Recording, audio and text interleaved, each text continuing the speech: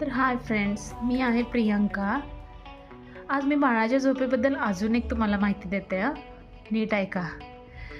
जर बाळाला मांडीत घेऊन झोपवलं तरच तो झोपतो आणि बाळाला गाढ झोपलंय असं म्हणून खाली घातलं तर त्यांचा दंगा जे चालू होतं आहे ना, ते ऐकायलाही कोणाला नको होईल. इतका दंगा करतात की त्यांना खाली का ठेवलं.